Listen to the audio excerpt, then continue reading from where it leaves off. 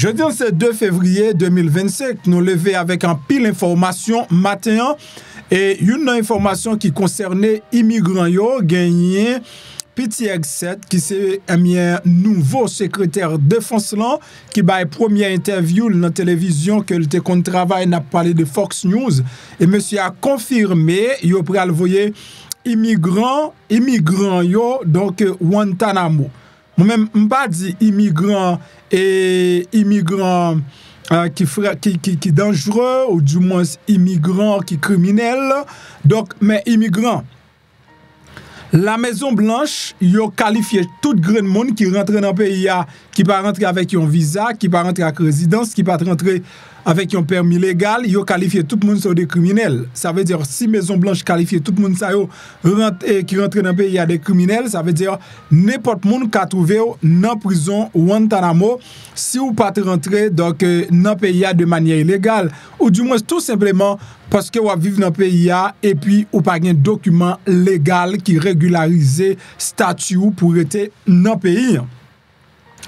M'pral quitter tout à l'heure comment Petit X7 lui-même lui t'a parlé et ou capable gros faiblesse qui gagne dans dossier bureaucratie côté tout le monde yo gagne un seul langage, un seul mot. Donc, président Donald Trump pas commettre aucune erreur. Tout le monde ouel comme l'homme parfait. Tout le monde qui a servi avec le ouel comme l'homme parfait. Tout ça, président dit, tout ça le fait. C'est bien. Ce qui c'est un plus gros danger parce que si Trump t'arrive à faire une erreur, pas que personne qui a aidé le corriger erreur parce que tout le monde peur pour ne pas démentir président. Mesdames et messieurs, ou connaît immigrant, c'est lui-même qui plus concerné moi avant toute l'autre bagaille. N'a pris parti démocrate là qui votait Ken Martin comme nouveau président d'INC. Après gros catastrophe qui se gagne dans l'élection qui se passe, parti démocrate là te trouvé dans une situation pour faire des changements et parmi changements c'est changer président parti à lui-même qui va vouloir présenter encore mais choix à faire c'est King Martin m'a venu avec un petit détail et m'a venu avec une petite vidéo également côté différents candidats parti démocrate yo même yo tabay et un petit discours dans quelques minutes. Et puis, dernier discours, président yo choisissant qui c'est Martin Ken. Plus de détails, toujours pour venir dans la vidéo, si là, mesdames et messieurs, et l'autre gros sujet, l'autre gros moment sujet, c'est quoi Internet là, c'est tarif et Donald Trump et l'imposer sous 3 pays clés. 3 pays ça c'est 3 pays partenaires des États-Unis dans le dossier commercial. Eh bien, monsieur impose tarif, il faut que moi dise que là, dans le jour qu'après rentrer, on grain œuf, c'est pas pour le vendre dans le pral vendre, yon boîte lettre, c'est pas pour le vendre dans le pral vendre, yon téléphone, c'est pas pour le vendre dans le pral vendre, yon machine, c'est pas pour le vendre dans le pral vendre. À partir de semaine prochaine, toute bagaille pour monter tête nègre dans le pays. Donc, président Donald Trump qui dit la baisser prix bagaille, prend des décisions côté toute bagaille pour monter prix, pour monter bois. OK? Donc, là, me dit que dossier ça lui-même, lui virer le tourner. Automatiquement, président prend décision. Mexique, lui-même, lui fait connaître, lui prend décision par le tout. Et après Mexique, Canada prend décision par la Chine fait connaître prend décision et la même réglé donc gouvernement Donald Trump la justice et parce que bah là trop pour yo. Bah là trop pour yo. L'aime tout ça matin là chargé avec causé chargé avec nouvelles OK Canada parler Mexique lui-même li parler Maison Blanche a fait propagande. L'autre nouvelle non gagné matin, l'hôpital dans New York, mais commencé et pas recevoir ou bien annuler rendez-vous. On série de monde qui te gagne pour y aller prendre soin transgenre, mais l'hôpital a commencé dit yo même yo pas la dalle parce que bagay yo pral terrible et si on l'hôpital aider monde transgenre Donald Trump dit la pini ni docteur la pini l'hôpital là alors monde transgenre qui te gagne rendez-vous yo été sans rendez-vous ça a commencé dans la cour New York. Comment tarif yo pour aller affecter nous pour aller ça ensemble avec dans vidéo si là chargé bagarre pour nous parler bon salut bonjour bonsoir tous amis comment nous y Moi, espère en forme, si nous avons regardé la vidéo, ça nous l'a toujours. Nous dit, Papa bon Dieu qui nous c'est la merci du fait qu'elle fait un cadeau. Yon joue en plus, non pas, c'est MPH, Zanmim yore les MP, ma belle Eleni les MPP, l'autre boule sucre, moi, toujours à chercher yon non pour yon bon moi. C'est tout au plaisir matin pour me passer, pour me fournir une information. Sous à peine vidéo, moi, encouragé pour capable abonner. Abonner n'est pas difficile, c'est cliquer sur le bouton ou regarder sous bord droit tout en bas vidéo qui marque subscribe là. Automatiquement, fin cliquer sur le bouton qui marque subscribe là, la boyon cloche notification. Cliquez sur cloche notification, retirez le sous personnalisé, mettez le sous tout, mesdames et messieurs. Et à chaque fois, moi monte vidéo ou à jouer une notification vidéo et gon bagay pour pas jamais oublier même s'oublier tout samedi, pas jamais oublier la yon like en bas vidéo si là. Vidéo à regarder, like lancer pouce qui garder en l'air guys. Bon like moi. Ouais, doit regarder vidéo, like ou même bien red dans valise. Mettez like là dehors parce que moi-même mettez information dehors. Et normalement, nous toujours un grand mot, et surtout jour dimanche, je ne pas prêter un grand mot. Donc, jeudi à même, c'est jour pour nous partager un grand mot avant de rentrer dans l'information. Mais ça me dit là, jeudi, là vraiment important pour vous, là vraiment belle pour vous, et j'espère que vous avez enjoy. J'espère que vous avez enjoy parce que le monde, ça, son monde est chargé. Bon analyse que je fais dans le monde là, comment lié. Donc, si vous faites même analyse dans tout, ou qu'à dire que vous faites. Les hommes là pour yo dire tout ça fait pas bon. Attendez bien. Les hommes là pour yo dire tout ça ou fait qui pas bon. Mais pas que personne qui là pour dire mais ça bon ou du moins mais comment pour faire. Vous connaissez ça belle dans dossier hein? C'est là où MP et j'on fait là pas bon non et pour dire comment pour me faire. Il dit m'pa connais mais j'on fait là pas bon. Donc ça veut dire, li prend plaisir pour le dire, ça me fait pas bon, mais pour te conseil pour moi-même faire bien, li pas gain. Les hommes là pour le dire, ah c'est menti ou a fait. Mais pas un problème, bonne vérité ya. M'pas connais mais ça dit on pas qu'à ça. Oui. Vous connaissez qui conseil m'gé pour matin? Si vous chita effacer tout ça écrit à cause de ça les hommes dit. Ou pas gon morceau crété ni ou pas gen chiffon crété ou chire tout chiffon ou fini tout morceau cré et ou pas jamais gon opération qui terminée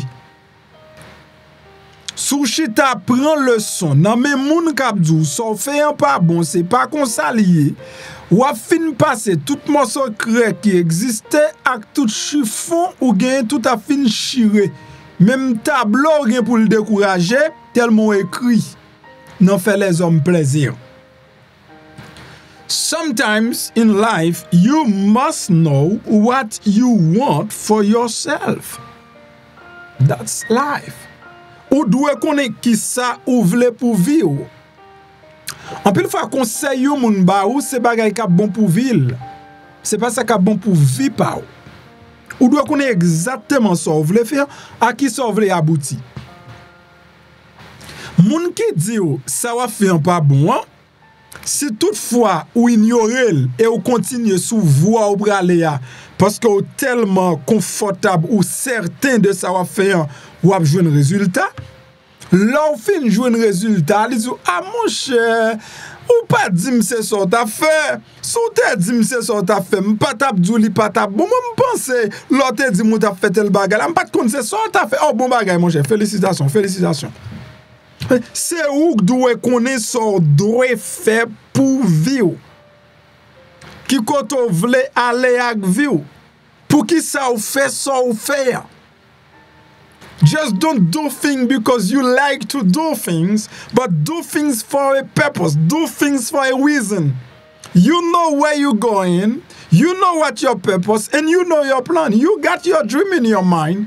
Et moun kap tando là, pas qu'on rêve, ou pas qu'on plan, li pas qu'on ça ou vle faire.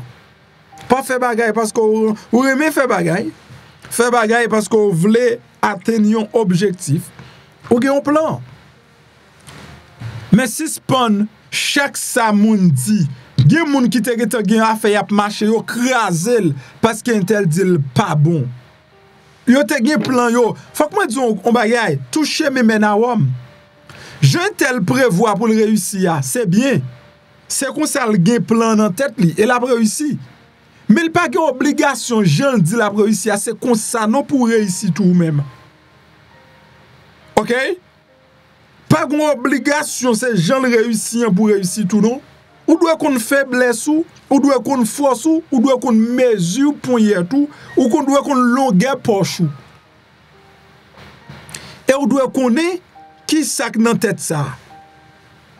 Parce que gagnant route yon intellectuel doctorat dans administration fait pour le réussir.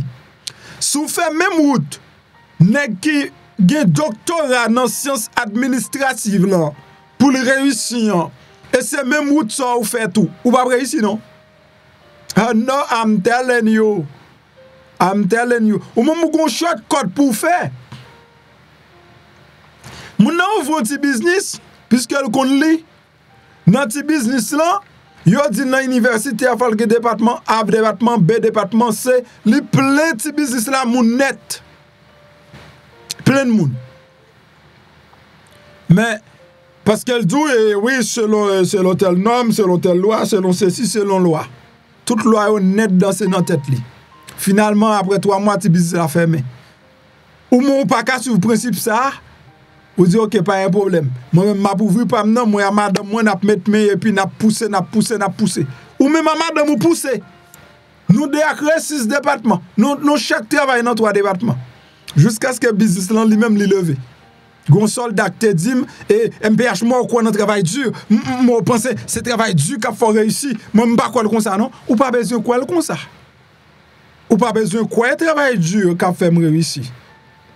Non. Ou dit moi pas quoi dans travail dur donc moi-même toujours quoi au cas réussir son pas travail dur mais moi-même moi quoi réussite moi fuck mon travail dur et me travail dur me prend feeling dans travail dur alors ou tout passer am pas obligé passer là-dedans t'entends bien si pas effacer sortir fait craser sur construit à cause li pas aligné à croyance l'autre monde Jean l'autre monde nan vle là Jean l'autre monde nan quoi là puisqu'on pas fait le temps cool li dou li pas bon ou même ou doit connaître qui sac dans tête ou qui ça ou doit vle faire qui côté ou doit aller parce que là on monde pas kon vision li ka toujours bon idée pal mais leur kon vision c'est au même qui doit persister dans plan ak dans ligne ou suivre là OK donc c'est très important et c'est ça me devrait partager ensemble avec nous matin. Mesdames et messieurs, pas oublier depuis hier, pas depuis hier, mais et Donald Trump depuis le Montéa, le conseil projet immigration. Et nous-mêmes, en tant que monde qui travaille dans la communauté haïtienne, non, pour tout haïtien à la ronde bas d'un côté yoye, eh bien, nous réaliser que et nous pas qu'à écarter de informations si là. Gondo c'est Guantanamo qui a parlé. Guantanamo Bay, son territoire cubain que les États-Unis lui occupé et Cuba dit de manière illégale. Chargé avec moustique, c'est non ragé en quelque sorte. Côté y a lagué une série de moun. Et monsieur fait connaître que yo te kon mette plusieurs haïtiens dans prison dans Guantanamo. Donc jusqu'à maintenant yo ka tourné ensemble avec lui encore. Jodi an, président Donald Trump, monsieur a livré mette eh bien et haïtien dans prison, pas haïtien mais les immigrants dans Guantanamo. OK?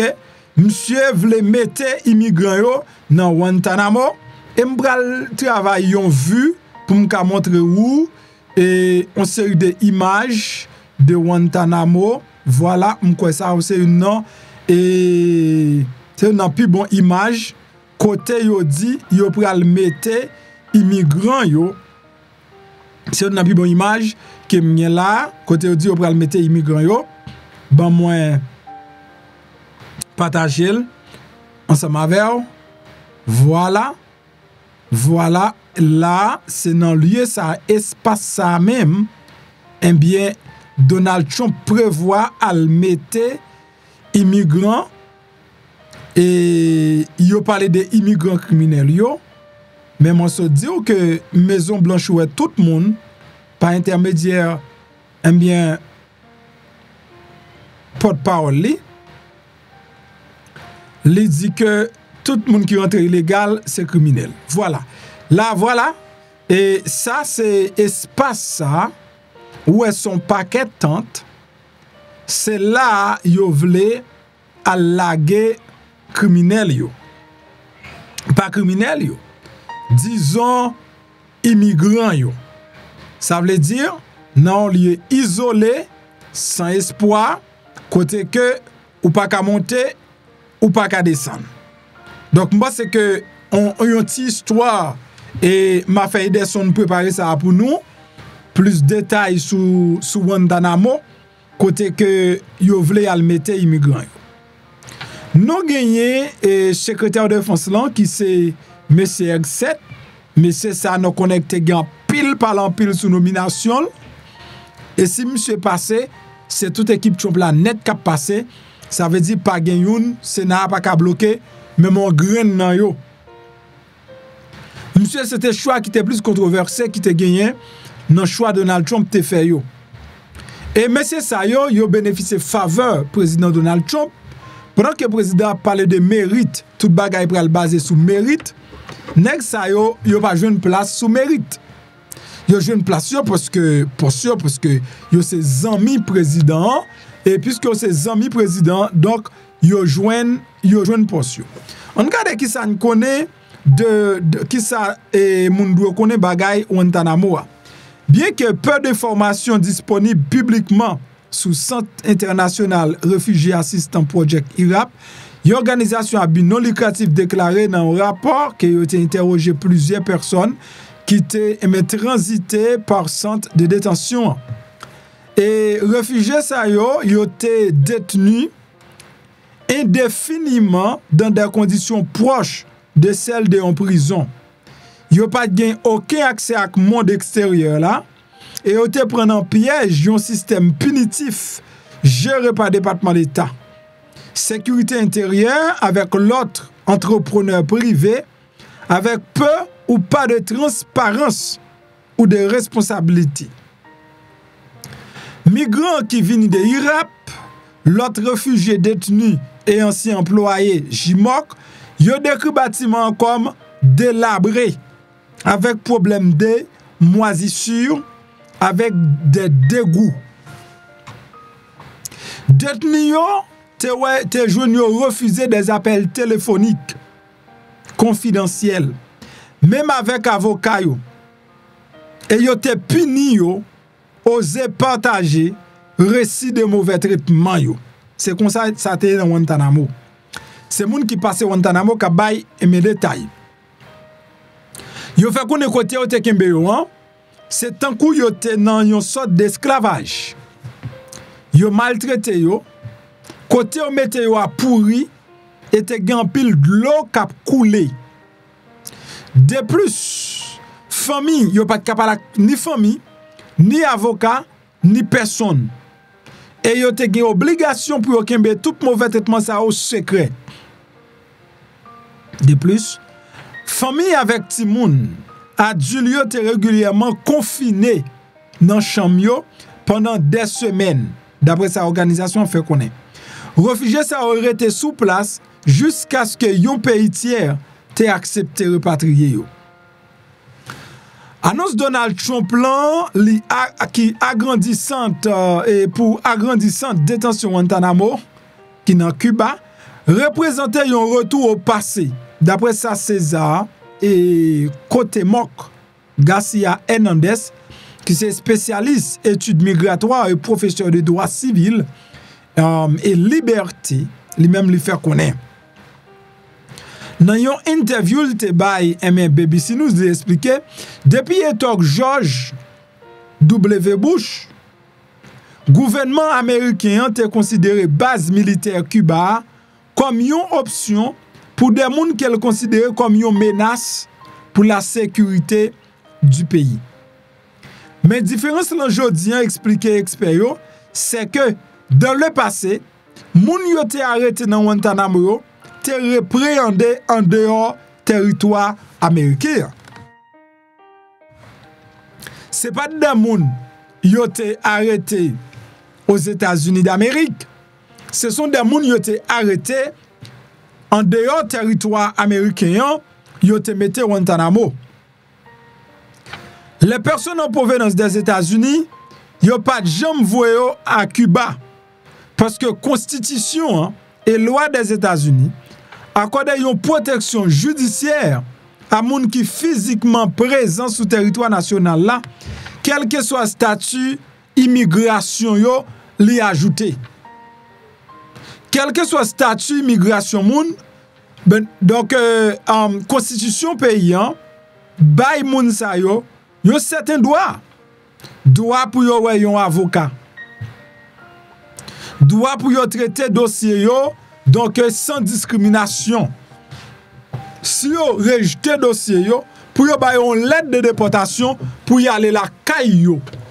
Mais prendre des gens qui sont immigrants dans le pays, al mette au Guantanamo, moi-même c'est un sujet m'a essayé d'analyser depuis hier, pas capable comprendre, c'est que moun nan se citoyen yon pays ou gen la kaou ou gen obligation pour déposer la kaili.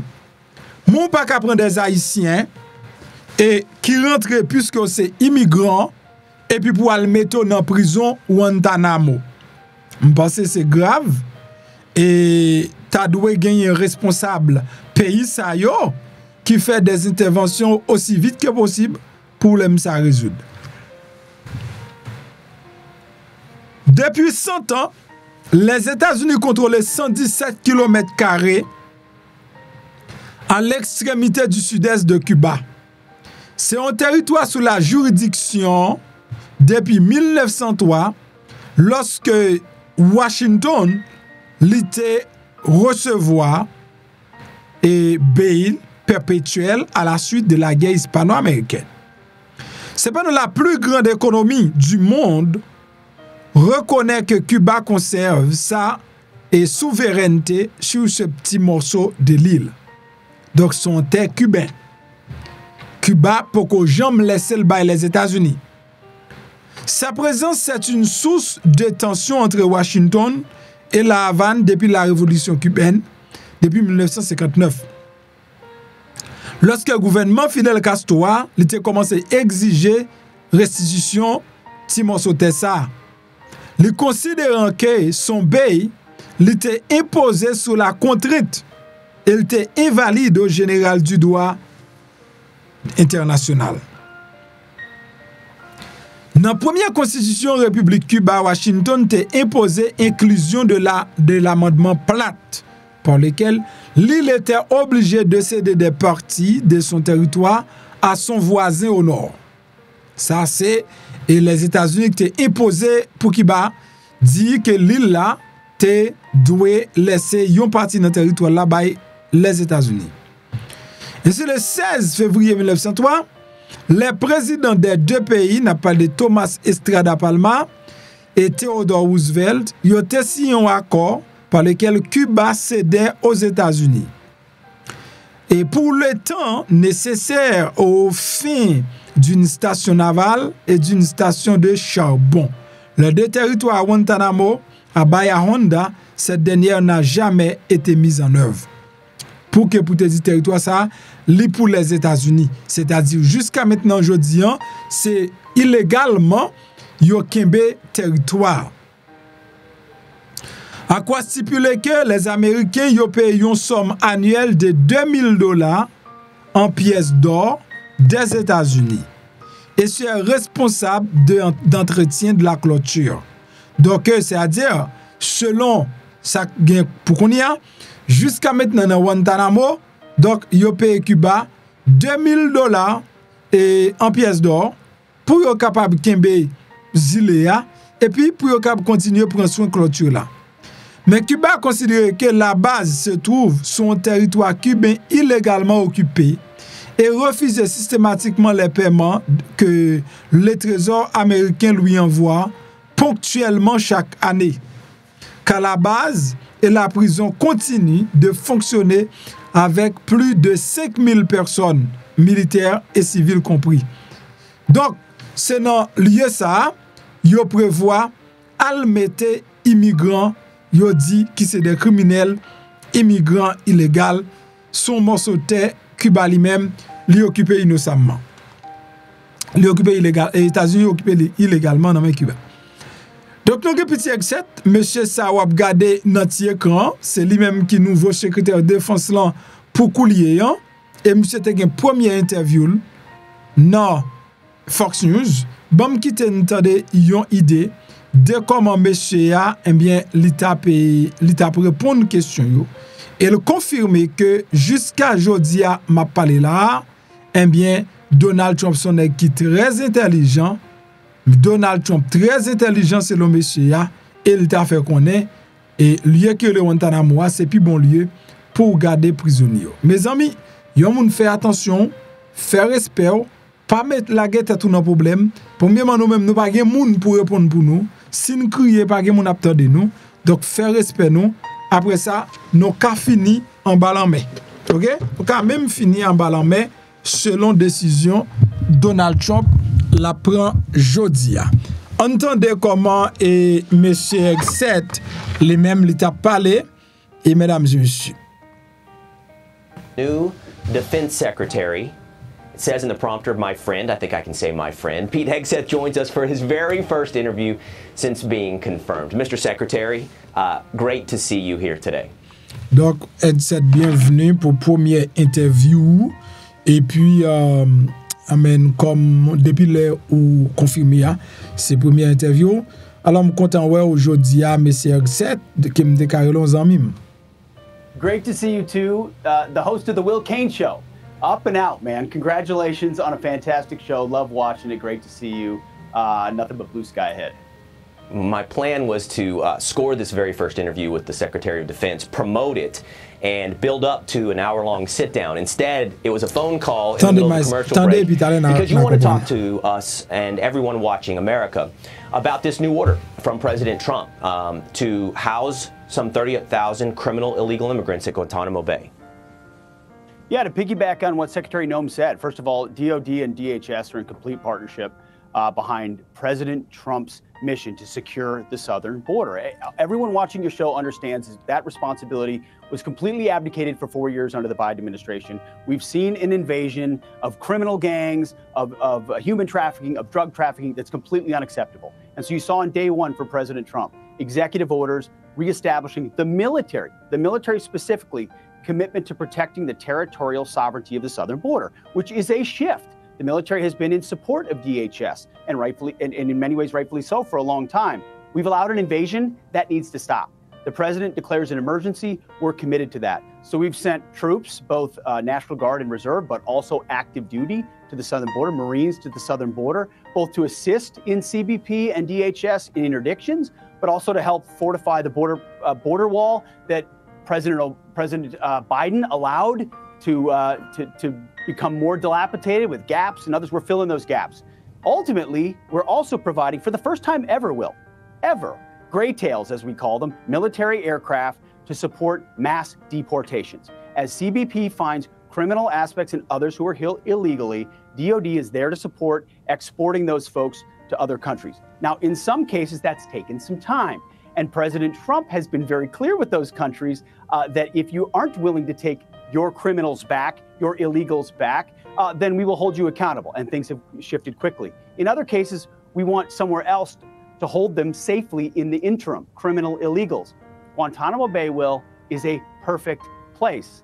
I served there from 2004 to 2005. Americans think of Gitmo as the images you see on your screen, right? The detention facilities with folks from the Taliban and Al-Qaeda. Those are the people I guarded in Camp 5, in Camp 6, in Camp X-Ray. That's one part of Guantanamo Bay. The other part of Guantanamo Bay, Will, is a naval station where it has long been, for decades, a mission of that naval station to provide for migrants and refugees and resettlement. So there are places, this is not the camps. You're not putting criminals in camps where ISIS and other criminals. This is a temporary transit, which is already the mission of Naval Station Guantanamo Bay, where we can plus up thousands and tens of thousands, if necessary, to humanely move illegals out of our country where they do not belong back to the countries where they came from in proper process.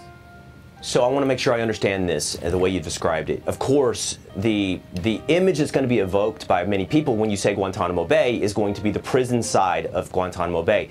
And the question is, are you treating illegal immigrants the same way you treated Khalid Sheikh Mohammed? What you're telling us is, and I know this to be true, Guantanamo's been used for illegal immigrants dating back, I think it's 30 years.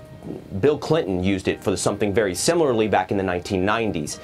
So you're going to be using it as a way station, in essence, where criminal illegal immigrants are not yet accepted by their home country. Do I have that correctly? And if that's the case, describe for me the kind of illegal immigrant that will be sent to Guantanamo. More or less, you're right. It's folks who maybe are in transit to their home country or a safe third harbor country, and it's taking a little time to move with that processing or the paperwork. Better they be held at a safe location like Guantanamo Bay, which is meant and built for migrants, meant and built to stay that away from the American people as they are processed properly to where they came from.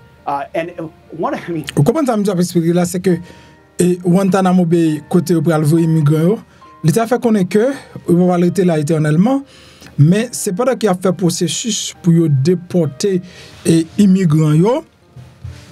Donc, il y a Kembe Mounzao en attendant processus là lui-même lui fait. Donc, nous avons fait connaître que Guantanamo, c'est une place qui est plus safe. Donc, on est capable de garder les immigrants. Jean-Luc doit dire là, c'est pas tant que nous sommes là de mettre les immigrants. Il y a une prison même qui fait pour ça. Son place qui fait pour ça, pour garder les prisonniers. Et puis, il a fait déplacement pour eux. Gon moun qui te demande ça veut dire Wistol maintenant. Donc ce sont des moun qui y a déplacé de un lieu à qui on l'autre lieu. OK? Donc mais la balle anti-Jean belle pour moun wel pas en mauvais bagage. Locations at Gitmo because I burned in my brain. I spent so much time there. Right. They're built for it. One of them is the golf course on the naval station, which can be expanded to provide an additional 6,000 places where migrants or illegals could go. So this is a plan in movement, but not in movement because we're behind, but because we're ramping up for the possibility to expand mass deportations because President Trump is dead serious about getting illegal criminals out of our country. And the DOD is not only willing to, is proud to partner with DHS to defend the sovereignty of our southern border and advance that mission. I want to ask you about General Mark Milley. His photo, his portrait was taken down at the Pentagon. He has, I think there's currently a commission being put together to explore whether or not he should be demoted. His security clearances have been taken away. Tell me the thought process, both there at the Pentagon, at the White House, with Mark Milley. Accountability is back, Will. It's the understanding that if you actively undermined the chain of command, as General Milley did under the previous Trump administration, we are going to review those actions administratively inside the Defense Department. Mark Milley got a pardon. That's something President Biden was in his purview to do. Just like in our purview at the Defense Department, we have the opportunity to review things he may have done inside the chain of command while President Trump was president that undermined those authorities. So security clearance in the interim is revoked. There will be a review of the rank he will retain upon retirement, and he'll have that process. But this is a demonstration that inside President Trump's Defense Department, we're going to hold not just junior levels or mid-level, the highest levels possible accountable for actions, and that's what the signal this is meant to send. Well, I know you've been busy. I haven't got many return texts. I certainly had my phone calls go straight to voicemail. You've been busy, and one of the things you've been busy with is addressing DEI right off the bat. We just had, by the way, Mr. Secretary, an interview with an Air Force Brigadier General that talked about what he encountered DEI over his time, essentially as a mole inside the Air Force and what they tried to do. It was one of the first things you did. You wrote it looked like on a notepad. DOD does not equal DEI. What's being done right now to cut out DEI in the military? Well, President Trump put out the executive order on it. We've got our directive coming out today. It might even be out already. And I think President Trump said it perfect in his inaugural address, which is what we're reinforcing in our directive as well. DOD will be colorblind and merit-based. Colorblind as it as it has been and merit-based as it should be, because as you know better than any. Donc, yo pral passer ça que les DOD, yo pral remplacer ça que les DEI par DOD. So, DOD en son façon pour dire que moun yo pral prendre la yo, y a basé sur mérite, ça veut dire li pral colorblind. Donc, li pas dépendre de couleur, li pas dépendre de race. DEI sends the opposite signals. It's picking winners and losers. It's pitting people against each other based on their color, their background, or their gender. The Defense Department is in the business of fighting and winning wars, the highest of possible stakes. We want the best people, regardless of backgrounds, competing for those positions, ready to fight, accountable to their senior leaders. DEI does not do that. Not only does it not do it, it undermines it. So everyone's going to be treated equally based on merit. And we're making sure across the Army and the Navy and the Marine Corps and the Space Force, that's happening. There's no hedging here, Will. We're not joking around. There's no changing of names or softly manipulating something. DEI is gone. We're ripping it out root and branch, and we're getting back to the basics with high standards. And guess what? The force is responding, because that's what they want. They want to be warfighters. Okay, I told you just a moment ago. This doesn't count. Fini, et c'est l'entrée par question équité, parce que il y a un sens positif et négatif dans ça. Tu vois ce que je veux dire? C'est que on fasse pour montrer que ou pas dans raciste, ou prendre n'importe monde mettre dans n'importe place. Donc c'est ça en quelque sorte DEI là, c'est prendre n'importe monde mettre dans n'importe place et moun k'ap kokobe ou bal conduit et une machine ou bal conduit un avion ou bal pilote un avion, moun yo pas dans ça qu'on y a. Donc c'est sous mérite, corps noir, corps blanc, sous mérite tout bagay pral fait, sous mériter place là ou ap jouni, sous pas mériter ou pas jouni. Donc c'était Petit Headset, c'est première interview monsieur Tabay c'est comme secrétaire de défense et j'aime te dire qu'il te gagne pile controverse. Headset monsieur son co-animateur donc Fox and Friends qui fait dans week-end son animation c'est un programme monsieur lui-même li te gagne li adressé mémorandum président Donald Trump plan et à département sécurité intérieure DHS défense DOD et demande pour préparer un centre qui demande pour préparer un centre pour migrants qui accueilli environ 30 000 moun dans Guantanamo Bay Cuba donc qui sont base navale américaine.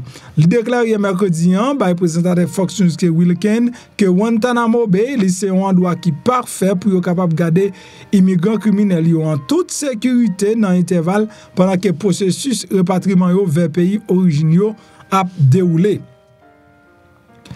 Et Guantanamo Bay, c'est surtout connaît donc pour c'est un camp de détention qui accueille des suspects de terroristes. Donald Trump déclare que l'établissement ça et li pral gen criminel qui pi mauvais yo, immigrants illégal qui menace peuple américain. Et en pile nan yo tellement mauvais que nous pas capable même faire yo confiance dans pays nous pour nous kembe yo dans prison dans pays nous parce que nous pas vle que yo retourner alors que nous pral voyer yo Guantanamo. C'est ça Donald Trump lui-même lui déclaré de la Maison Blanche. Immigrants sont tellement mauvais moun même dans prison dans pays ou pas ka mettel.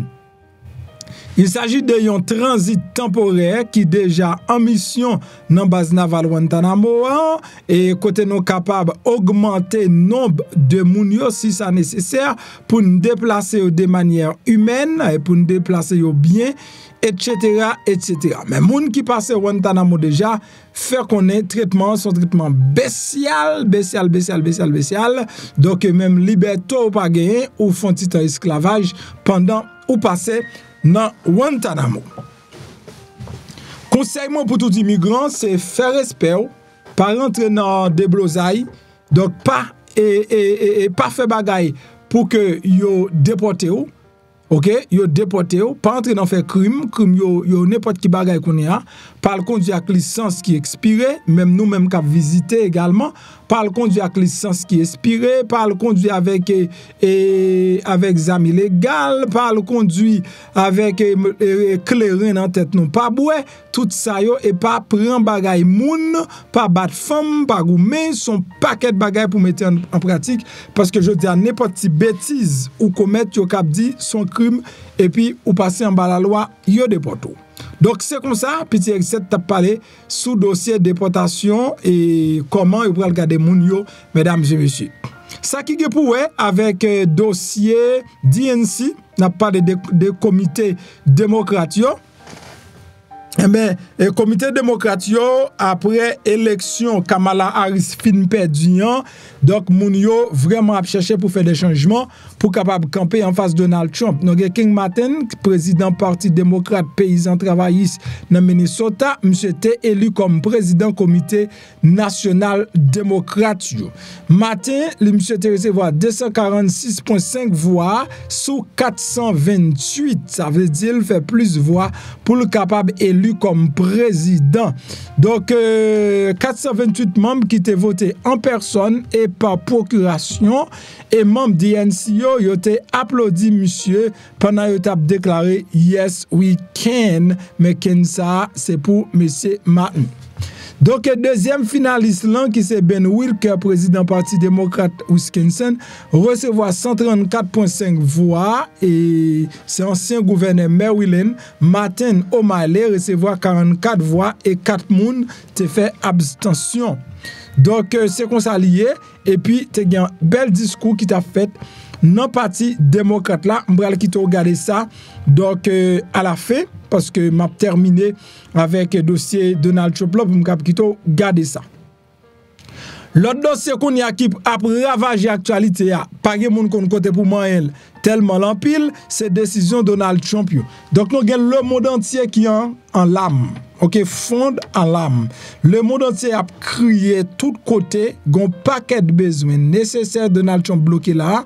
Faut que moi faire ou connaît bagay ça après le bail en pile moun pral mourir à cause décision aide international ou tande Donald Trump lui-même li bloqué yo parce que gen des pays bagay yo tellement grave moun yo se deti aide yo seulement yo vive et vinn jono Donald Trump qui bloqué aide ça yo bagay ça yo la de l'eau dans yeux plus précisément dans pile pays mais qui trouve yo en Afrique.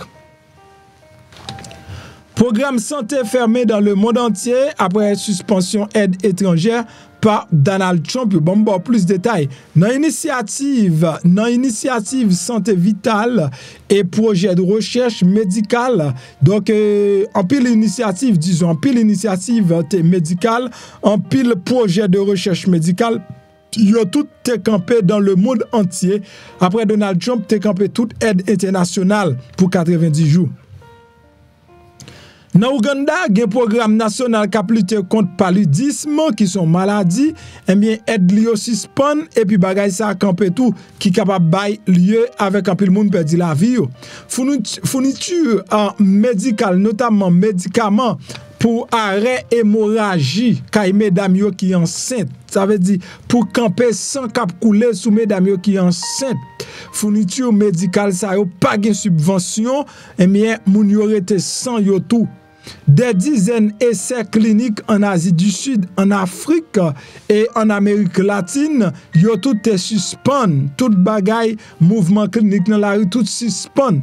Des milliers de monde qui participent dans une série d'études pour des médicaments, des vaccins, des dispositifs médicaux nan koyo, mais yo pas gain accès à un traitement continu ni à des chercheurs qui sont capables de superviser soins yo.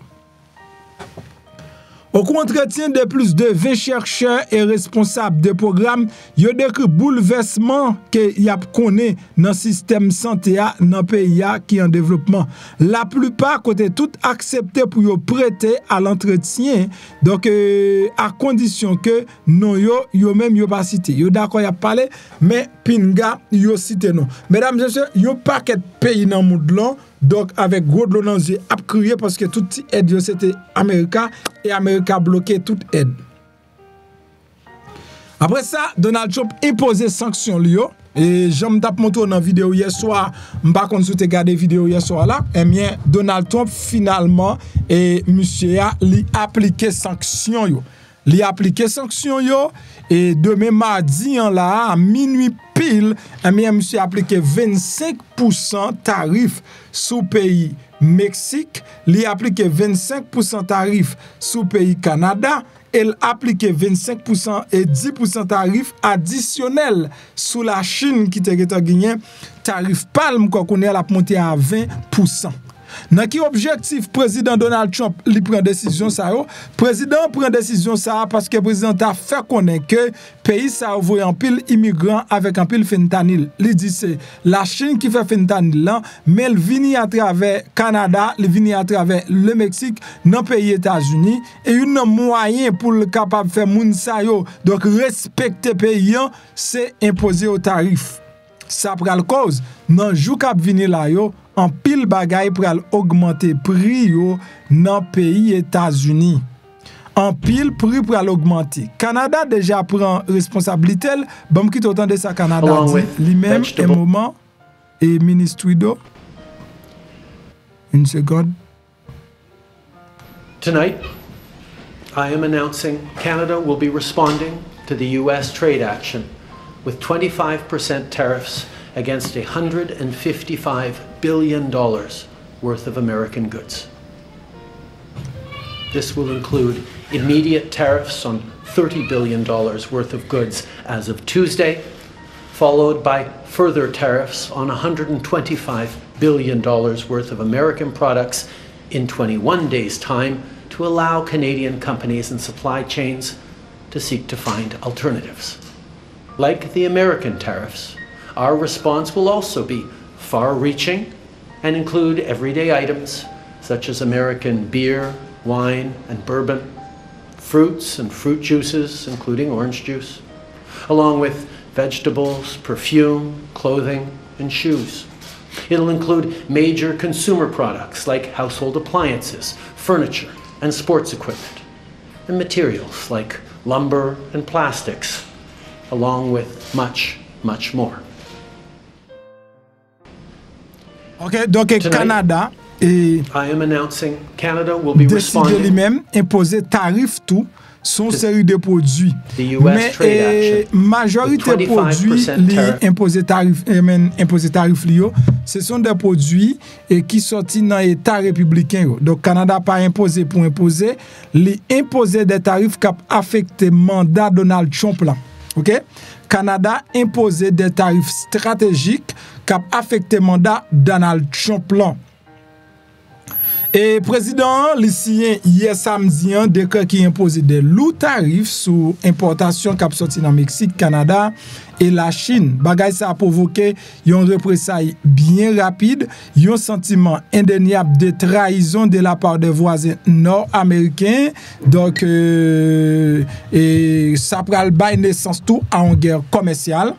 M'pa vle personne prend ça comme nouvelle, même vle moun prend ça comme une période de guerre entre les États-Unis avec le Canada et le Mexique. Donc les trois pays de l'Amérique du Nord sont en guerre et la Chine lui-même qui censé quasiment toute bagaille faite en Chine pour venir dans pays. Donc imposition droit de douane ça yo, y a gagné un impact total sur population. Nous sommes en guerre. Et faut que moi dise que en posant droit de douane ça pour moi-même Donald Trump violé un paquet de belles promesses il était fait côté le dit pour le faire America Great Again.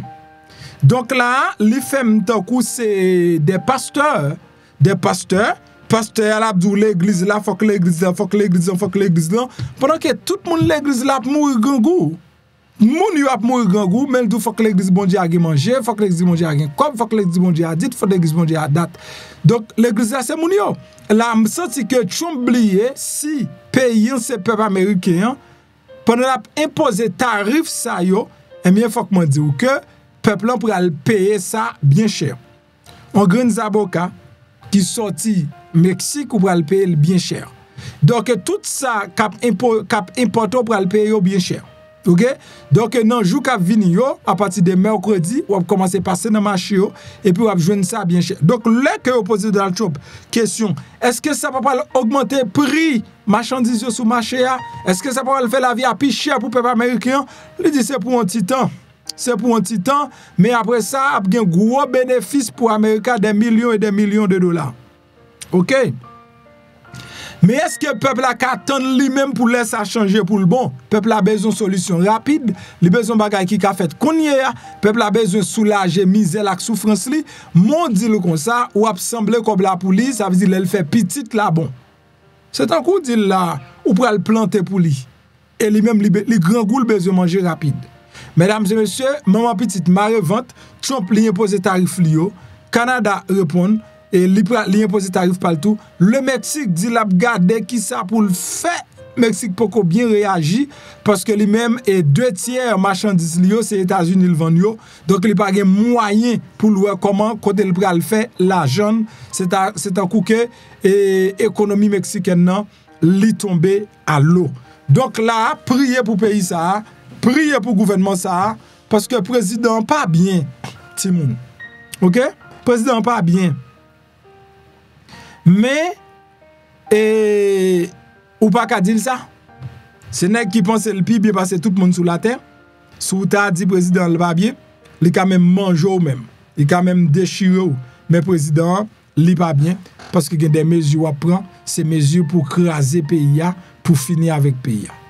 Donc nous prenons le temps et nous prenons regarder ensemble comment ça a déroulé pour les démocrates parce que je pense pour les immigrants, les démocrates c'est un espoir et pour 4 ans ça j'en commence à comme moi janvier a fini bien rapide mais pour 4 ans ça a fini et puis pour nous comment le monde peut aller après ça immigrants pourquoi bien la paix et comment les démocrates peuvent faire face avec le cyclone Donald Trump dans tout dans période là avec nouveau choix on regarde comment bien comment ça t'a déroulé mesdames et messieurs bien rapide et puis ouais c'est ça après petite demoiselle là m'a quitter pour après on regarde et déroulement comment démocrate a choisi un nouveau président. And true friends who have been with me in many a noble and courageous battle, including mayors from across America like Wellington Webb, Manny Diaz, Doug Palmer, and also Tim Kaine, Steve Grossman, and David Wilhelm. Our nation is in a moment of profound crisis, a crisis very unlike any we have ever seen before. Violent white supremacists pardoned and normalized. Rule of law and the Constitution kicked to the curb. People being rounded up like animals. Military professionals, career people, generals, gripped with fear inside of the walls of our own Pentagon. And the person responsible for all of these offenses against the Republic sits again in the White House and spits on patriot graves. This is a colossal failing of democracy, a colossal failure for our party. The stakes could not be higher. These are not ordinary times. This is not a normal DNC election. This is a time that cries out for new leadership and for change. America needs our party to stand up and fight for the people we love and the republic we carry in our hearts. So, the question for us as Democrats is this: do we have the courage to change our party so we can save our country? I believe we do, and that is why I run. But the change that we need to win is not going to be achieved by tinkering around the edges, nor will it be achieved by turning the Democratic Party over to a handful of billionaires who pull strings from behind curtains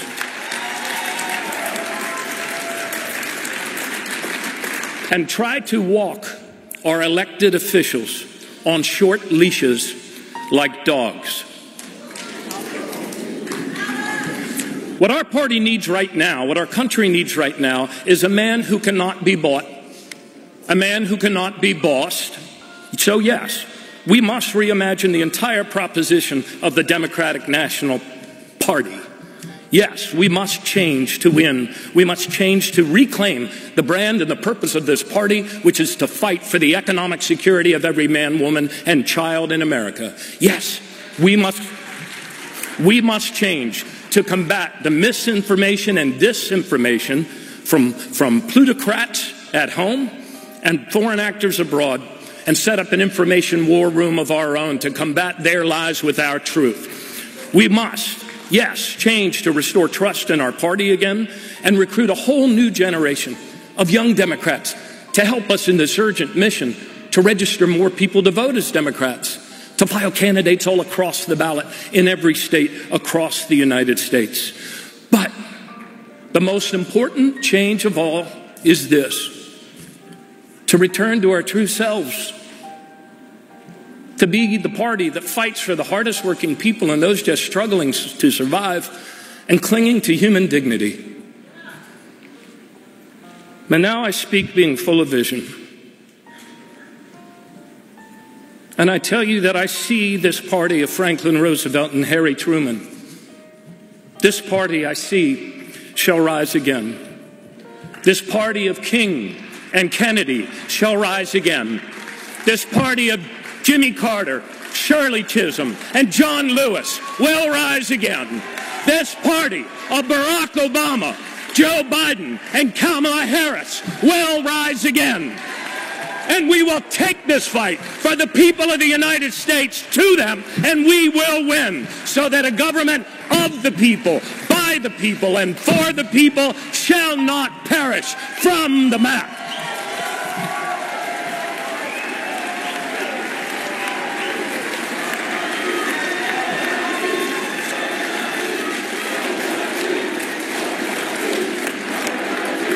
Thank you, Governor O'Malley. That concludes the nominating and seconding speeches for Governor Martin O'Malley. We will now move to nominating statements for Ben Wickler. I ask that the Ben Wickler and his speakers join us. The 10-minute window will begin once your first speaker begins.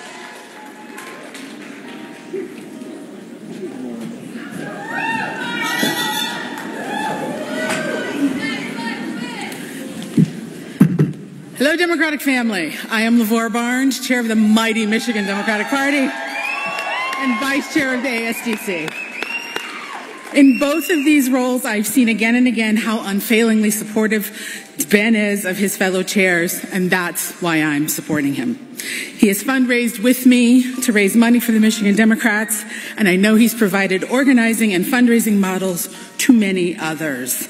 He's also raised this money the right way. Doesn't use gimmicky tactics. He builds programs that work, working with diverse vendors rather than the same old consultant class. He took Wisconsin from a state that was under total Republican control, and in just 4 years ended gerrymandering, struck down an abortion ban, flipped 14 legislative seats, and sent Tammy Baldwin back to Congress.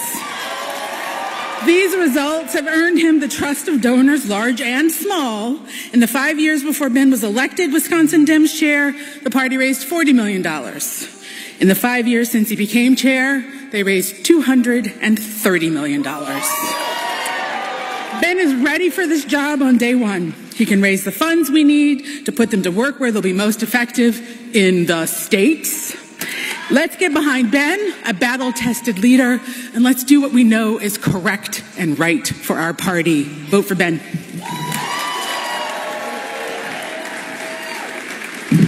Thank you, Chair Barnes.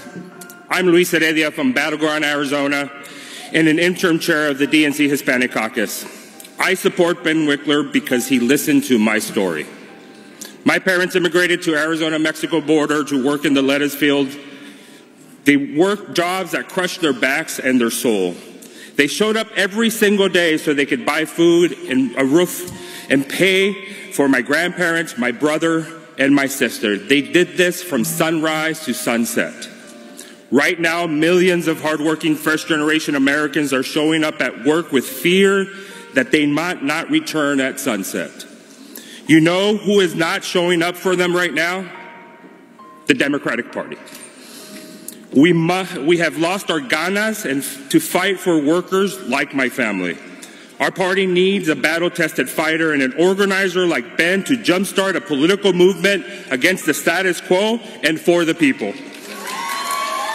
That's why Ben is supported by labor unions like AFSCME, AFT, NAA, SEIU, bricklayers, the carpenters, and Unite Here. They have all supported the fighter and the organizer. Ben built a year-long coalition in Wisconsin that developed genuine, authentic, long-term relationships with first-generation Americans. He brought ads put surrogates in every single year on Spanish TV, radio, and newspaper. He did the same in Native radio. He did the same in Hmong TV. And he did the same with Black radio and newspaper. We need a party chair who will show up for workers to win elections up and down the ballot. Es un orgullo. It is an honor to nominate Ben Wickler.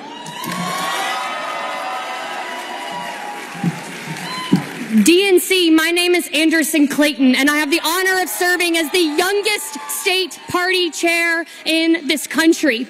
And let me tell you something, as young people right now in this party, we need someone who wants to support us, finance us, and give us the resources that we need to do these jobs effectively. And Ben Wickler has done that.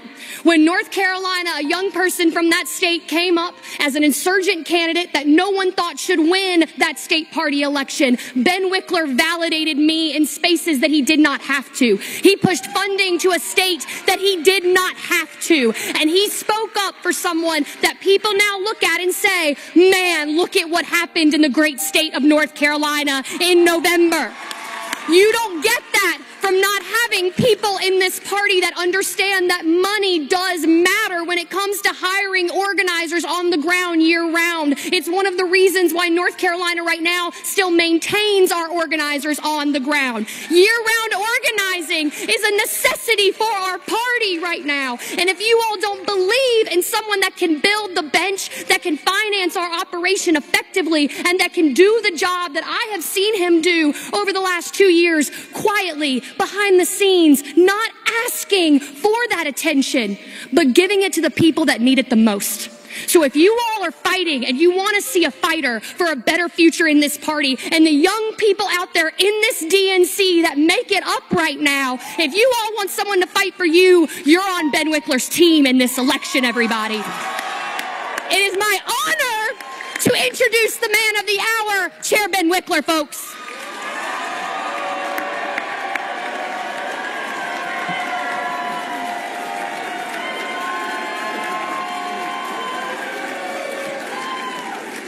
I'm Ben Wickler. I'm running in this room on this day for the chair of the Democratic National Committee for one reason. The only measure of our work is the impact it has on people's lives. I'm running because the core value of our party, the soul of our party, is the fight for working people.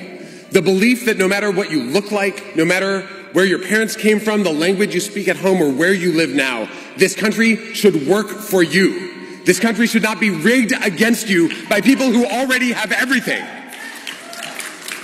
And now we face this moment of Trumpian terror, when a group of would-be oligarchs are shredding this country to hand off pieces to the people who already own everything in this nation. And to fight back and to win, this party needs to change. We know what we need to do. We know we need to communicate everywhere, on every platform, all the time, in the places where people actually put their attention, in the language people use in their lives, about the issues that matter most to them when they're trying to fall asleep at night, cycling through anxiety. We know that we need to organize everywhere, year-round, on the ground, across race and ethnicity, in every community and every county in this country. We know we need to do these things, and you'll hear from each of us candidates. We all get it. But for me, this isn't just a promise. This is my record. This is what we've done. When I was at Move On and Trump came for the Affordable Care Act and Medicaid to shred healthcare, I worked with unions, with grassroots leaders, with disability rights activists, with elected Democrats to organize 23,000 protests at Republican offices, at town halls across the country, to make the face of that fight the people who stood to lose the most, the people whose lives needed to be lifted up. And we dominated the news, we dominated online conversations, and Republicans backed down. I was leading the protest outside the Capitol when John McCain put his thumb down. And then that fight for the idea that healthcare is a human right, not a privilege, that dominated the 2018 elections, and we swept the House and we changed this country. I went home to Wisconsin, a state where maps had been rigged, unions smashed, where votes had been suppressed, targeting Black and Latino voters and young voters. And we built and we organized a mighty state party that scaled from dozens to hundreds of people with 80 staff on the ground right now, We communicated and we invested everywhere. We raised the funds and spent them with folks who understood the communities that make up our party because they are part of those communities. Unbound by the consultant class, unbound by what's happened before, fighting in the way that wins. And it worked. We added votes in Wisconsin in 2024 in small towns, rural counties, in suburbs, and in Milwaukee, we had the highest turnout of any big city in this country. 89% of registered voters. That's how we flipped those 14 legislative seats and sent Tammy Baldwin back to the United States Senate. Now look, we know that in elections, voters don't just vote based on facts and figures. If they did, Democrats would win every election. They vote based on how a candidate makes them feel. And in this moment, you are the voters. And I want you to ask yourself how each of us makes you feel. I want you to listen to your gut, to ask yourself who makes you want to get up and fight, to ask yourself who inspires in you, not to pressure you, but to ignite in you the energy that this party needs. Ask yourself, in a moment when our party has shrunk, when people have left this party, who is going to inspire people across this nation to believe that the Democratic Party actually fights for something, is ready to fight for them? Ask yourself, when you look inside yourself, who calls on you to bring your best self forward? Who asks you to live in your values and live out those values? Ask yourself, who can work with you to build the party that this country needs? The world needs the Democratic Party to get up off the mat. But the world doesn't get to vote. You do. So I'm asking for your vote because I believe in you. I believe in your power. You have a superpower in this moment, and I believe in us. I believe that when we unite, when we fight, Democrats, let's rise up and let us win. Thank you so much, Democratic National Committee.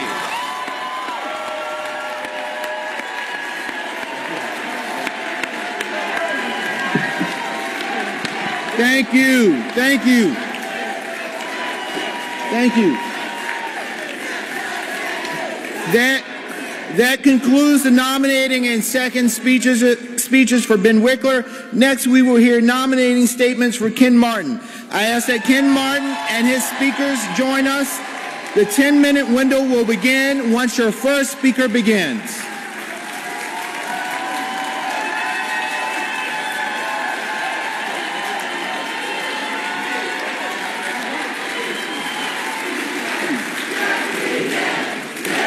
Yes, we can.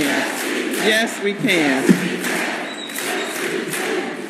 Good morning, Democrats. My name is Sandra Lee Williams, and I'm a proud member of and Deputy Political Director for the Retail Wholesale Department Store Union, better known as the RWDSU. I am also the President of the Atlanta, North Georgia Labor Council. I just want to be clear so nobody makes a mistake. This is RWDSU red, not MAGA red. Okay? But more importantly, I am a staunch, vocal supporter of our friend Ken Martin. Ken is not just our friend, but he is a friend to all labor. And here's what I always say. When people show up for us, we must show up for them. And Ken has always shown up for us. He supported us in South Carolina. He supported us in Georgia and all across the South. A few weeks ago, Ken showed up and stood alongside us to celebrate the life and legacy of Dr. Martin Luther King Jr., and he was right there in the historic Ebenezer Baptist Church. He marched with us, he spoke at the rally after the march, and he stood in solidarity, and that meant a lot to my community, and it means a lot to me. So just let me say, we should wear the values of working people on our sleeves here at the Democratic Party. And we need those values to be woven into the fabric of our parties. They may not be in this room, but we are all workers, and we need to stand up for working people in this country. And Ken understands that. He does understand my community. So I am here to enthusiastically nominate and support my friend Ken Martin for the chair of the DNC. Thank you.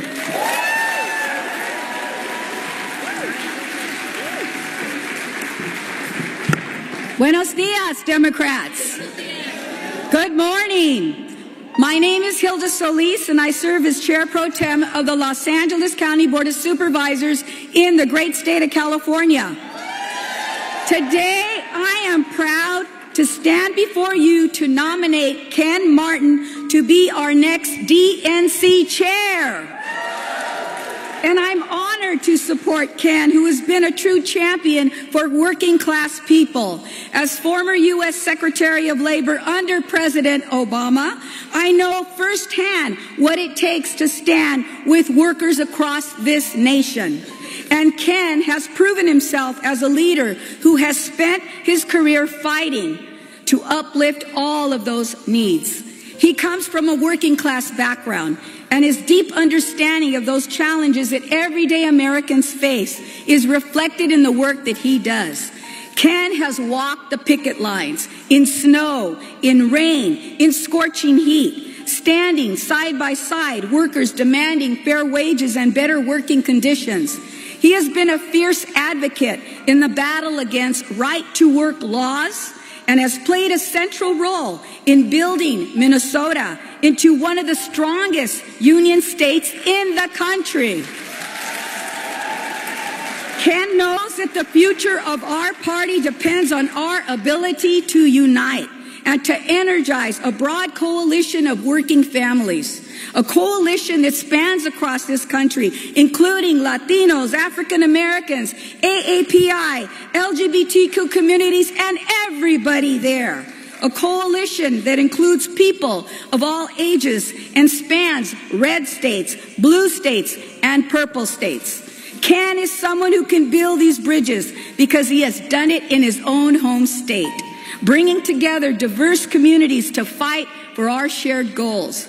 He will fight for those policies that will strengthen those communities, putting them first in our party's priorities and ensuring that every voice is heard.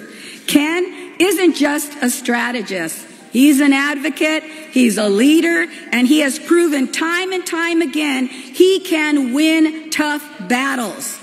Under his leadership, our Democratic Party will be on the path to victory once again. Sí se puede, and thank you very much. Bonjour, everybody. My name is Peggy Flanagan. I'm the Lieutenant Governor of the great state of Minnesota, and I am here to support Ken Martin. Y'all, I have known Ken my entire political life, and let me tell you, he works hard. He is incredibly dedicated to building this party, and because he did that in Minnesota, we won paid family and medical leave, child tax credit that leads the nation. We supported and protected access to abortion and reproductive rights, and let me tell you that this is the kind of work that we will see all across the country with Ken Martin as our party chair. His personal commitment is as strong as his political commitment. He gave me my first job in politics. He was my first campaign manager in 2004, and he sat by my mother's bedside as she lay dying and held her hand. He is a good man, and he absolutely will be the best for our party. So please join me in welcoming my friend, our next DNC party chair, Ken Martin.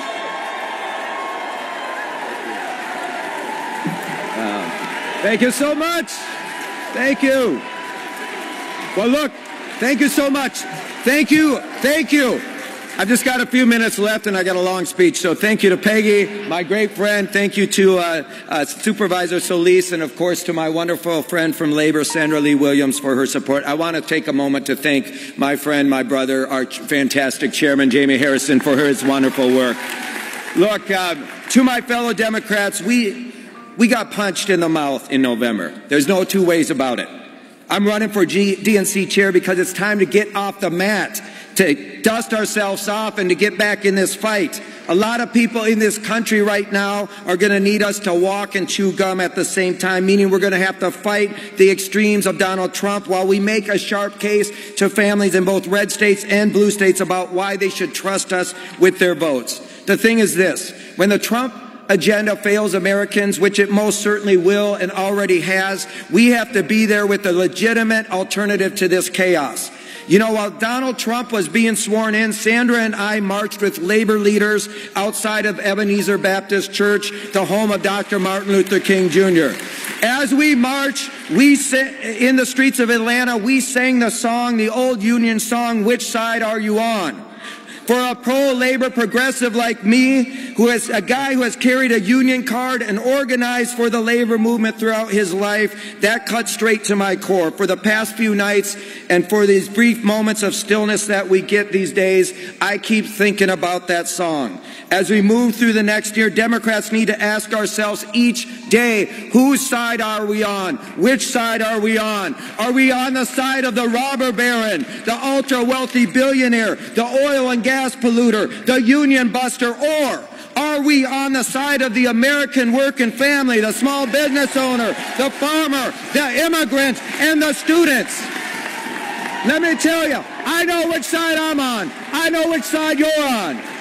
Let me tell you, folks, look, Black History Month started today. So are we on the side of this grotesque brand of politics that bans us from observing this month, stops us from celebrating the legacy of Dr. Martin Luther King Jr., and expressly aims to turn back the clock to a pre-civil rights era? Or are we on the side of a fiercely and compassionately defending the rights of freedoms and dreams of the American people?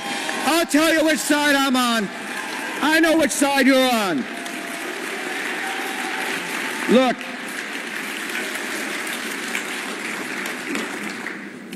I'm just going to end with this because I got 40 seconds left. You've heard a lot. If you vote for me as DNC chair, you're going to be getting a father, a husband, and the first son of a single mom who had me when she was 15 years old, who was raising 4 kids by the time she was 20. We were in and out of shelters. We knew what poverty felt like, and we saw what she sacrificed to make sure we could have a warm dinner most nights. Because my mom gave a damn about me, and because my community gave a damn about my family, it meant we had a chance. I ended up being the first kid in my family to go to college and get a degree. I got involved in politics because I believe that government should give a damn too. For me and for all of us, the Democratic was our party. I trust that it still is. With that, I hope to have earned your vote, just as we once again rightly earn the votes of millions of families who are counting on us. Thank you so much. Let's go! Let's win! Let's fight!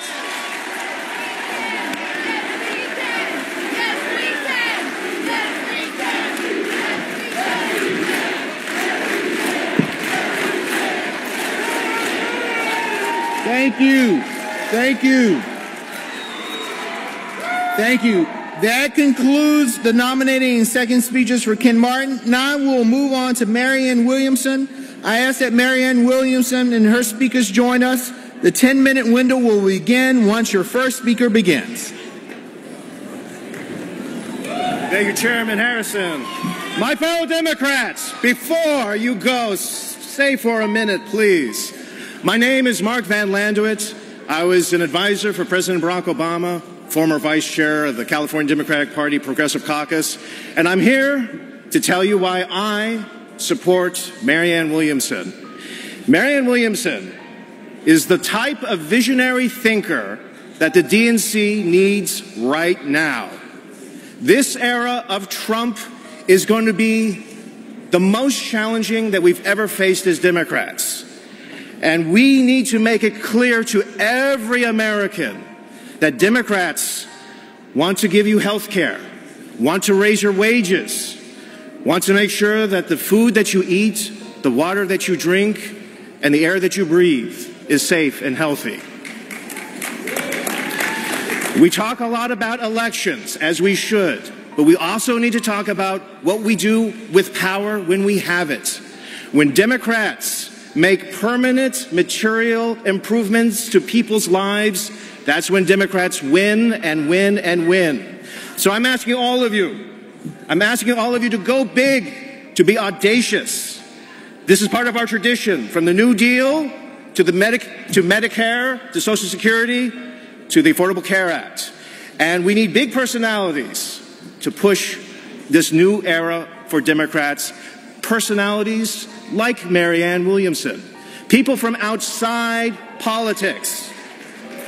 The fact that Marianne Williamson is a mega best-selling author is good.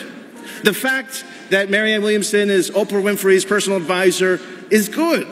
The fact that Marianne Williamson has created social and cultural movements is good, because that's what Democrats need to do now.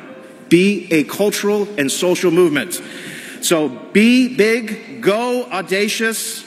Marianne had the audacity to run for president twice, which means she has talked to Americans from across the country. She's heard them, and we need to hear them now. She brings a perspective that includes everybody, and it is my honor, it is my pleasure to introduce to you best-selling author, activist, entrepreneur, political and spiritual thinker, the one and only Marianne Williamson. Thank you. Thank you. Thank you. Thank you very, very much.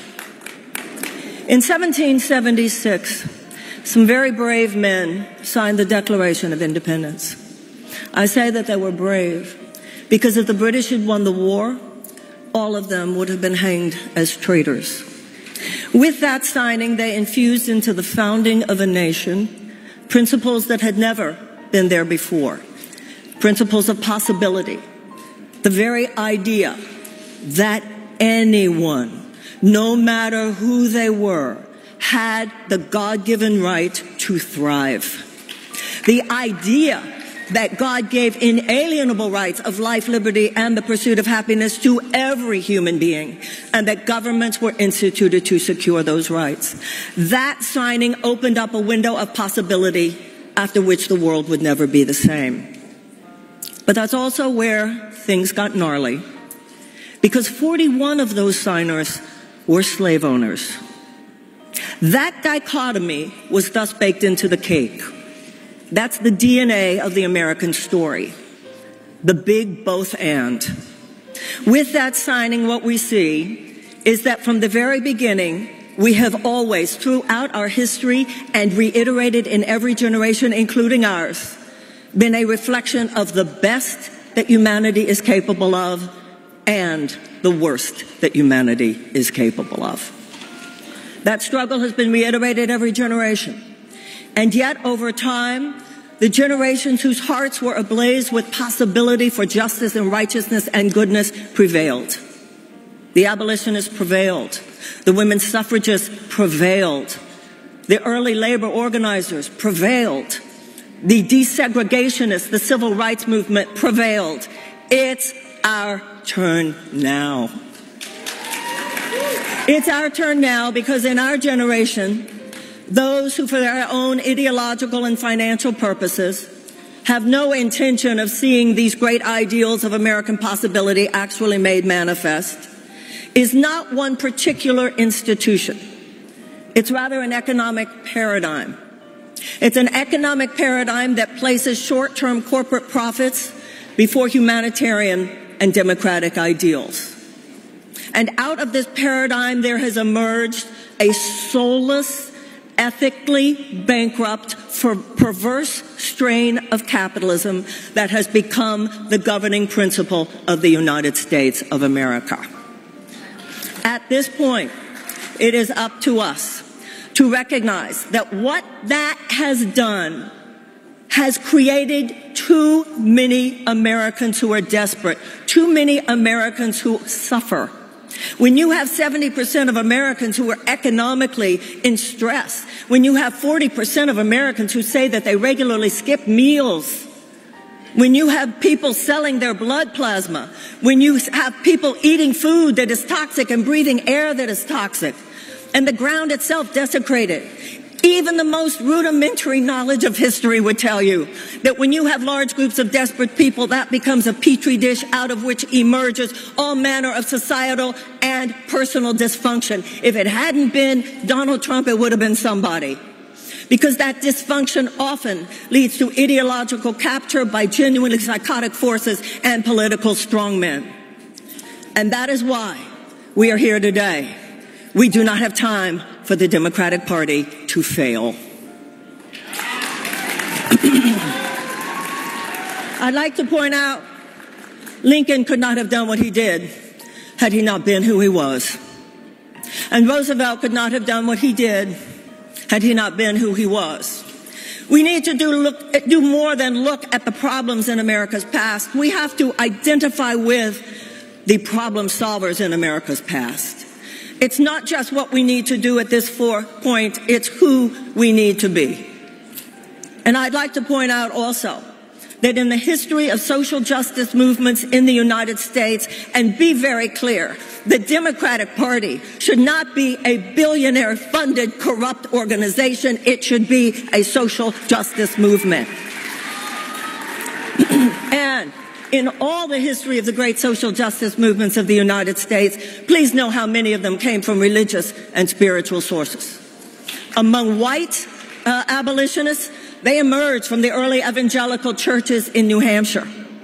Many of the women who were the leaders of the suffragist movement were religious Quakers, and Dr. King was a Baptist preacher. And so today we must ask for a purity of heart, and for courage, and for changes in our own being, which will enable us to be the people we need to be in order to do the things we need to do now. From this point forward, there will not only be a new chapter in the Democratic Party, there must be an intention, an alignment here today, that this will be a new chapter in the American story. And we can begin today by purifying our own hearts of any childishness, of any exclusivity, of any way that we ourselves know that we are not standing up and rising up to the task at hand. I'd like to finish by reading to you from the 1862 speech Abraham Lincoln to Congress. The dogma of the quiet past are inadequate to the stormy present. The occasion is piled high with difficulty, and we must rise with the occasion. As our case is new, so we must think anew and act anew. We must disenthrall ourselves, and then we shall save our country.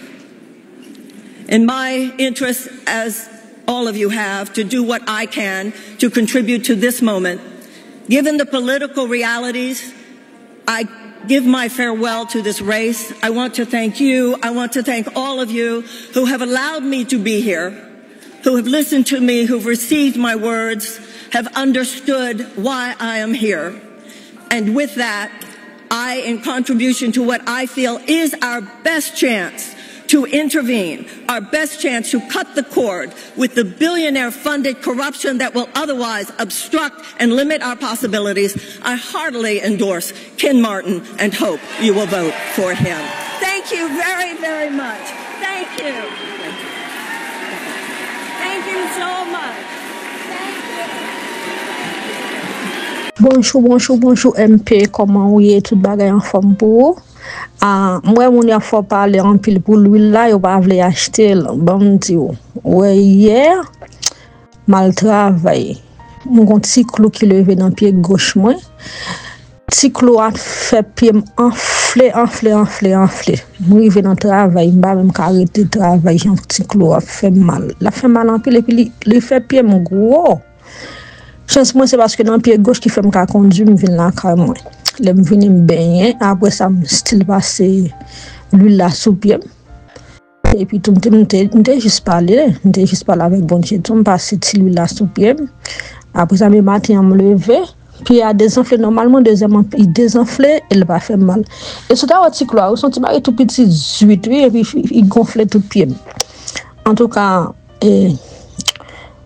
ça c'est témoignage pas moi, ou capable quitter dire ça dans les on fait nouvelle plus tard ou capable dire moun yo ça veut dire quantité ça que on dit et l'huile là bon pour l'IA ça c'est l'huile gros ça qui pigo on dépasse ça qui désenvoûté c'est lui même que me dépasse dans pied on capable quitter on capable dire ça dans nouvelle plus tard comme témoignage pas moi parce que quantité ça ou dit l'huile là bon pour l'IA au contraire moi même il bon pour plus bagaille toujours on va faire photo de tigras couloir pour moto et puis à des temps désenflé parce que était tellement gros on te saisi tout le monde à travers la cité Jean-Pierre était gros enflé était enflé clairé qu'on a pu me descendre normalement pas même cas et brete me retourner là comme moi qu'on a pu avoir fait mal puis descendre puis normal.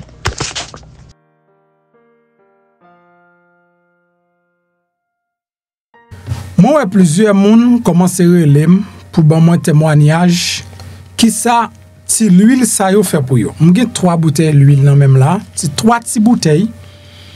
Et il y a une qui plus gros dans ça l'autre mon recevoir yo. Qui c'est l'huile de désenvoûtement ou bien l'huile de purification à base d'hysope. Une c'est l'huile de prospérité hein, et l'autre là c'est l'huile de fertilité. Toi l'huile ça ressorti en Israël. Qui côté me joindre yo comment me faire joindre yo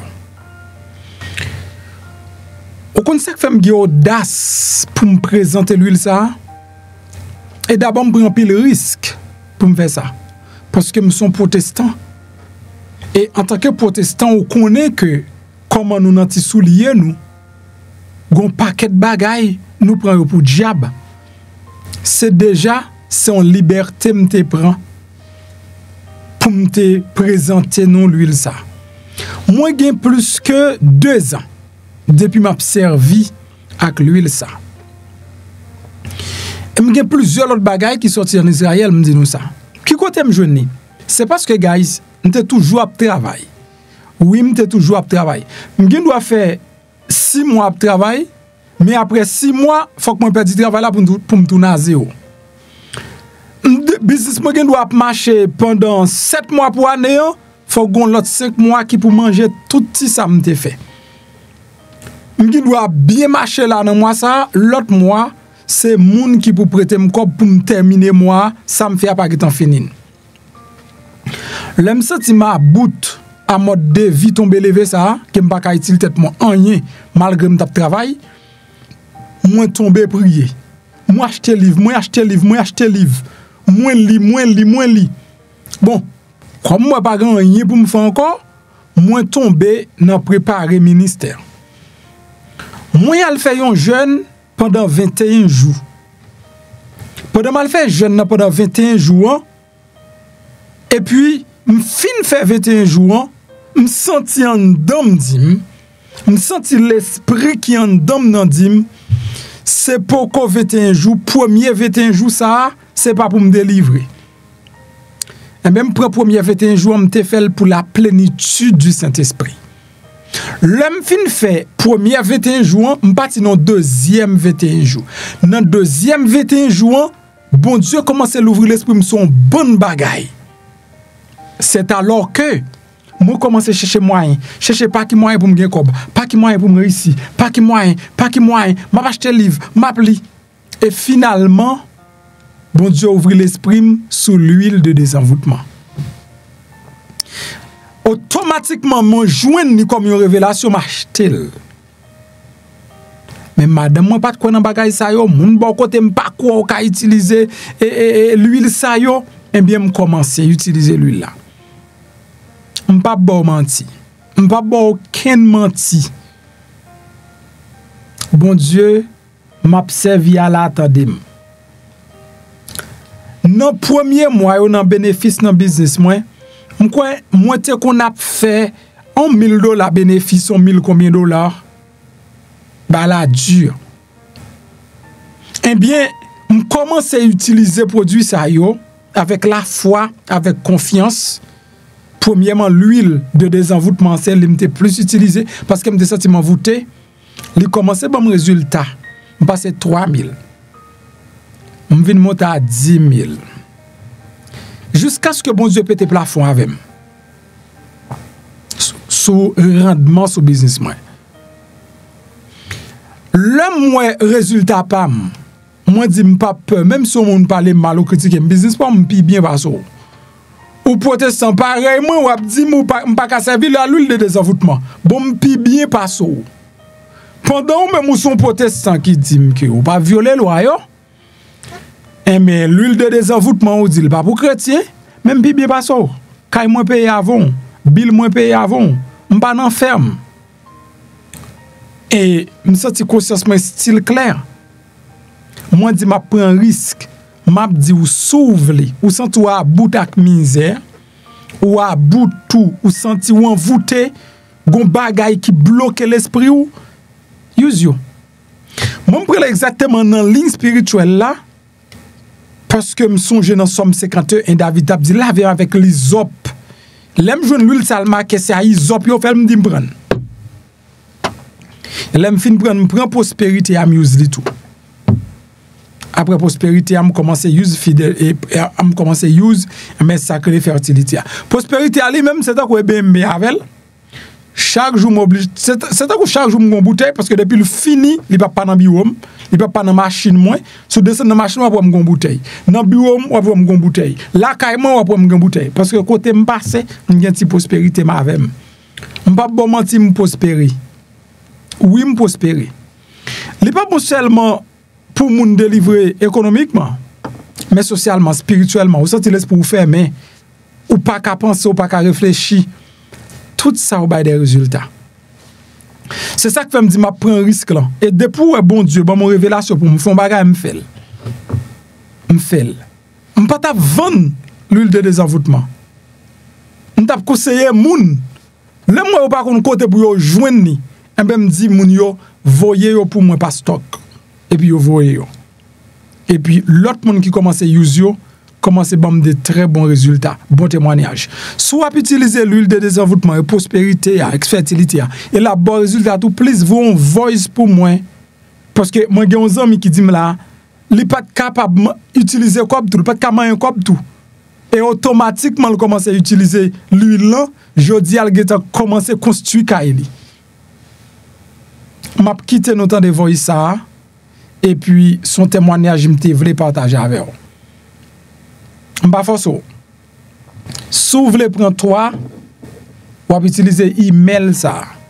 Ou elle marque zel 2 points. Après blastcreole@gmail.com. C'est à zel avec lui pour faire zel. L'offre fait zel là, ça veut dire non place. L'offre fait zel là, on font zel normal. Et non place pour ta mettre numéro de téléphone, ou mettez email là qui c'est blastcreole@gmail.com. Et puis téléphone ça en bas les direct et les WhatsApp. Ou carré les direct et pour qu'avon WhatsApp pour dire mes screenshot zel moyen, mes adresse moi complet, voyez le pour moi. L'offre fin commence à servir avec elle ou à bon résultat. M'a vont voice complet pour me dire mes comment tout pour servir avec l'huile de prospérité et l'huile de désenvoûtement. On te voulais partager cette expérience ça avec vous pour connaître que c'est pas un fab, c'est pas un show. C'est pas juste un business, mais il y a un résultat derrière produit ça. Alors, je ne sais pas ça fait un résultat. Je ne sais pas ça fait ça. Mais moi, je n'ai pas le résultat. Merci beaucoup.